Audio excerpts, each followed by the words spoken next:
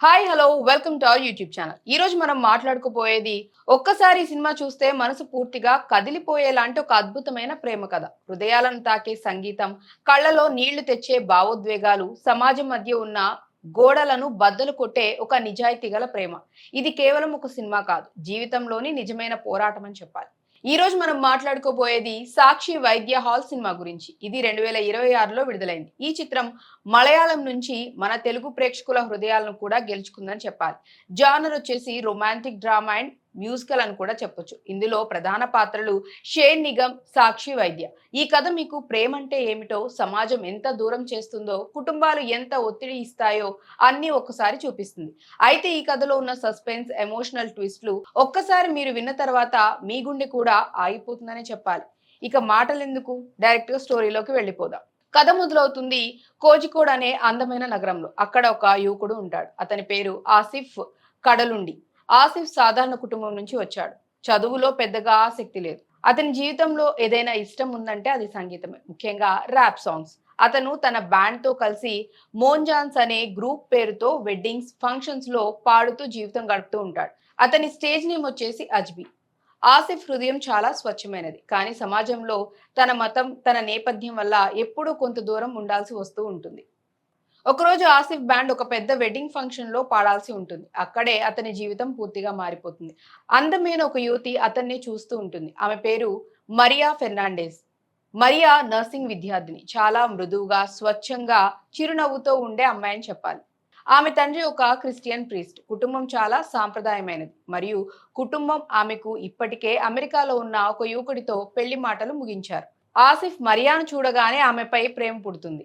మొదట్లో కేవలం చూడటం, ఇన్‌స్టాగ్రామ్ లో స్టాక్ చేయటం, కానీ నెమ్మదిగా వారి మధ్య సంభాషణలు మొదలవుతాయి. మరియా కూడా ఆసిఫ్ లో ఒక విభిన్నమైన ఆకర్షణ చూస్తుంది. అతని సంగీతం, అతని హృదయపూర్వకమైన మాటలు, జీవితం పట్ల ఉన్న ఆశావాదం ఆమెను ఆకర్షిస్తుంది. వారు రహస్యంగా కలుసుకుంటూ ఉంటారు. కాఫీ షాపులు, సముద్ర తీరం, రాత్రి సమయాల్లో చిన్న చిన్న సంభాషణలు. ఈ సన్నివేశాలు చాలా అందంగా చూపించబడతాయి. సంగీతం బ్యాక్గ్రౌండ్ లో మెల్లగా ప్రవహిస్తూ ప్రేమను మరింత లోతుగా చూపిస్తుంది. కానీ ప్రేమ ఎప్పుడు సులభం కాదు కదా. ఇక ఇదే విషయం మరియా తండ్రికి తెలిసినప్పుడు ఇంట్లో పెద్ద గొడవ అవుతుంది. మా మతం వేరు, మా సాంప్రదాయాలు వేరు, సమాజం ఏమంటుంది అని ప్రశ్నలు వస్తాయి. ఆసిఫ్ కుటుంబం కూడా ఇలాంటి సంబంధం సాధ్యం కాదని వ్యతిరేకిస్తుంది. ఇక్కడే సినిమా మధ్య భాగం ఎమోషనల్ రైడ్ లోకి వెళ్తుంది.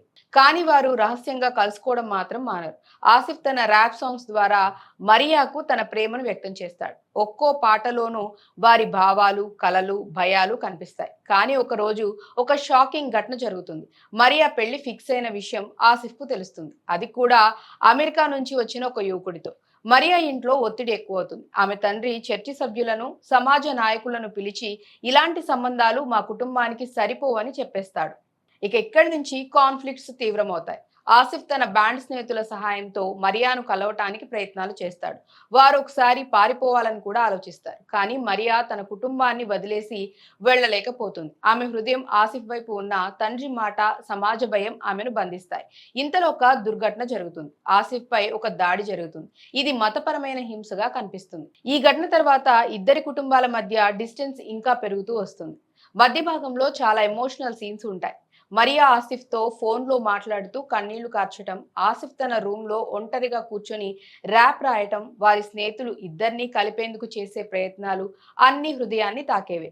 సినిమాలో సంగీతం బాగా ఉపయోగించబడింది. ప్రతి పాట వారి ప్రేమను, నొప్పిని, ఆశను వ్యక్తం చేస్తుంది. కథ క్లైమాక్స్ కి చేరుకునేటప్పటికీ పరిస్థితి చాలా టెన్షన్ గా ఉంటుంది.